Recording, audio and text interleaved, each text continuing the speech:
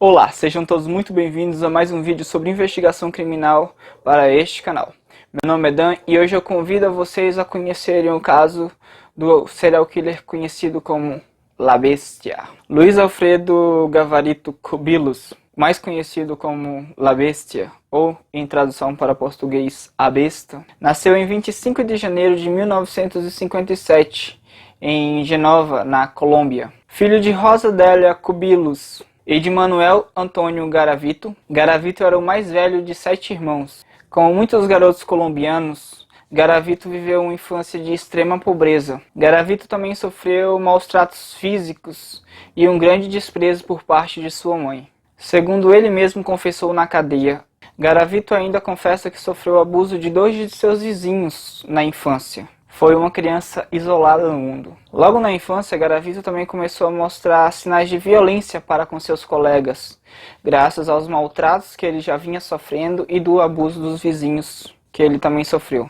Garavito também chegou a estudar apenas 5 anos na escola, fazendo apenas o primário. Saindo de casa aos 16 anos, já de seus parentes não se tem muitas informações. Na idade adulta, Garavito passou por vários trabalhos, sendo na maioria desses trabalhos como vendedor em pequenas lojas. Lojas de bugigangas, tralhas, essas coisas. Garavito também adquiriu o vício de embriagar-se, só que nessas situações de bebedeira ele se tornava extremamente violento. Além de confrontar seus chefes, nenhum dos colegas de Garavito gostava muito dele. Dessa maneira, Garavito pouco pôde se fixar em algum emprego, porque estava sempre saltando de um emprego para o outro, já que ele tinha problemas com álcool, e nisso ele acabava agredindo os companheiros e os seus patrões também. Garavito também tentou ser uma pessoa normal, submetendo-se a consultas psiquiátricas, mas coisa que não deu muito certo, mesmo ele tendo feito 5 anos de consultas. Garavito nunca chegou a constituir uma família aos moldes normais da sociedade.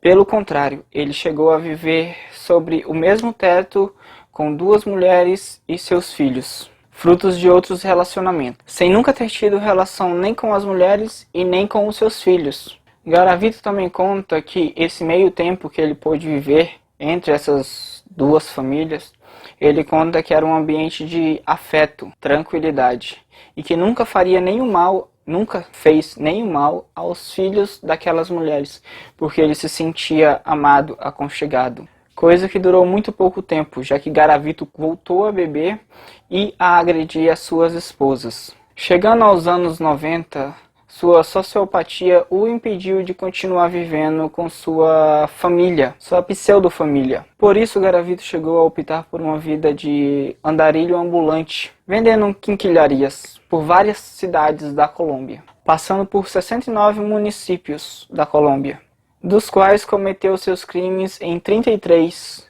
deles. Infelizmente, a genética de uma mente psicopática é quase sempre impossível de ser observada. No caso de Garavito, como de muitos outros serial killers, o impulso de assassinar foi o que o entregou. Garavito então começou a matar em 1992, quando nesse ano começaram a aparecer vários corpos de crianças espalhados por toda a Colômbia, de meninos violados e assassinados por ele. Iniciada sua carreira criminal, seus métodos permaneceram inalterados por ele. Garavito tinha sempre a mesma maneira de assassinar, sem grandes cuidados ou precauções.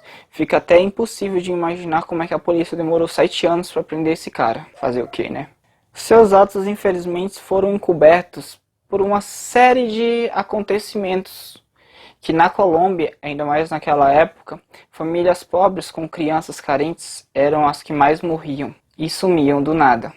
Seu modo de operar então seguia sempre da mesma forma. Ao chegar em determinado lugar, Garavito então escolhia sua vítima. Normalmente eram sempre crianças de 8 a 16 anos, com baixo nível econômico e social, pequenos trabalhadores agrícolas ou urbanos, de escolas locais, escolhidos a dedos pelo próprio Garavito, entre aqueles que tinham uma aparência mais agradável aos seus olhos. A abordagem era feita em praças, parques infantis, terminais de ônibus ou até mesmo no bairro das crianças. Ele então iniciava uma conversa com a criança, oferecia-lhe algum dinheiro, já que eram crianças pobres, e perguntava sempre se elas queriam dar uma volta com ele.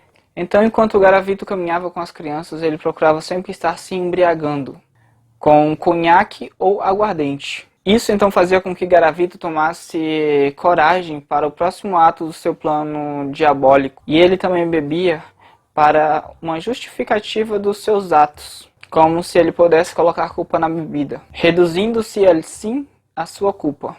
Então, quando a sua vítima começava a ficar cansada de caminhar, era nessa hora que Garavito os atacava. Garavito então atacava sempre em um campo despovoado. Dominava então a sua vítima, no caso a criança, amarrava suas mãos e os violentava. Sexualmente satisfeito, vinha imediatamente a sua culpa, a qual ele transferia para a sua vítima, e era nesse momento que ele começava a carnificina.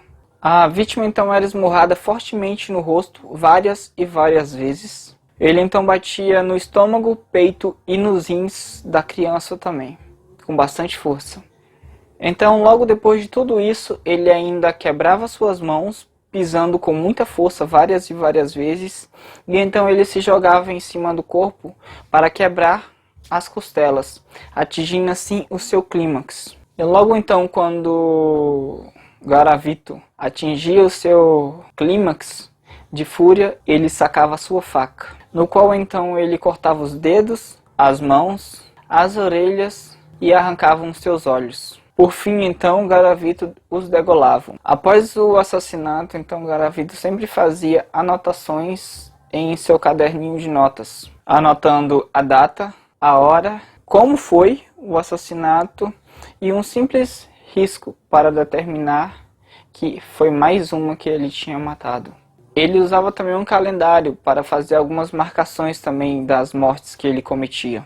Os motivos dessas anotações nunca foram muito claras e nem Garavito nunca se pronunciou a isso. Porém, parece indicar que Garavito tinha um certo prazer naquilo. Toda vez que ele olhava as anotações, ele lembrava daquele momento macabro.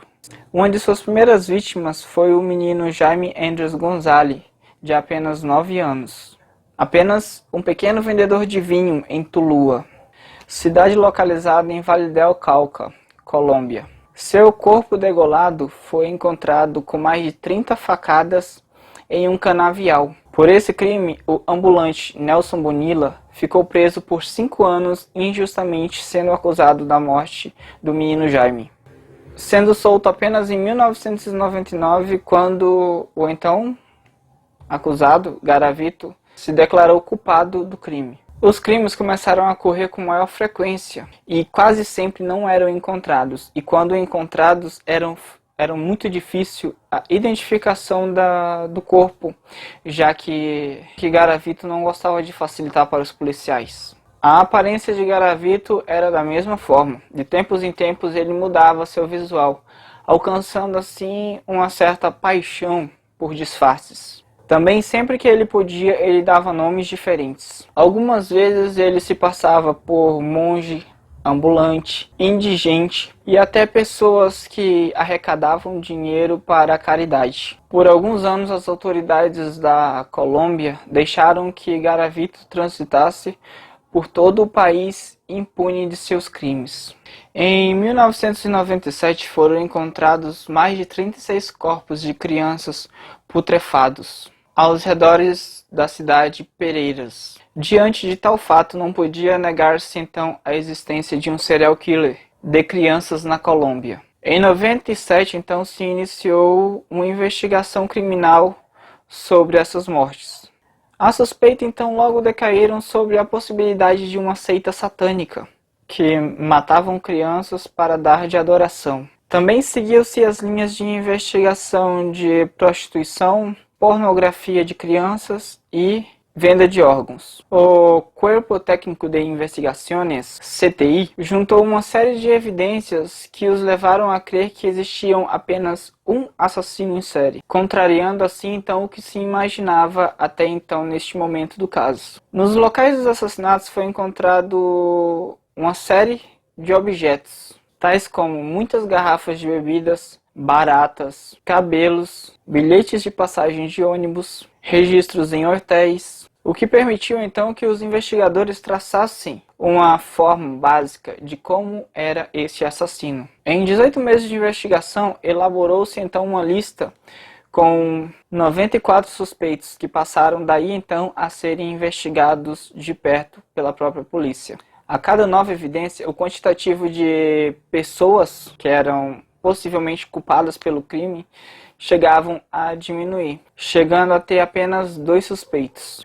Um deles era Garavito, de 42 anos, que nesse momento então já se encontrava detido usando um nome falso, desde 22 de abril de 1999. Uma das coisas mais legais desse caso é que o Garavito só foi desmascarado graças a um dos agentes que o chamou pelo seu nome real, Luiz Alfredo Gavaritos, que então, num ato falho do próprio assassino, olhou, desmascarando assim o seu nome falso e respondendo então ao policial. Garavito então foi interrogado durante horas sobre os crimes aos quais ele negou tudo.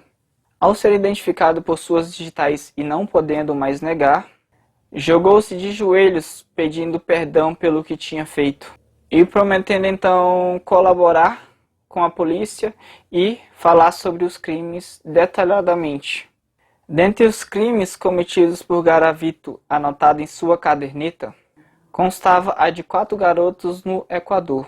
Garavito confessou um total de 172 assassinatos a crianças, e ainda assim sendo o maior assassino de crianças. O povo colombiano então passou a chamá-lo de La Bestia de Genova, ou somente La Bestia. Garavito recebeu a condenação por 138 crimes, ficando 32 pendentes, mas ainda assim Garavito recebeu apenas 22 anos. Então, meus amigos, foi isso. Muito obrigado por ter nos acompanhado até aqui. Se gostarem, deixem seu like, compartilhe e se inscrevam no canal. Valeu, até a próxima e tchau!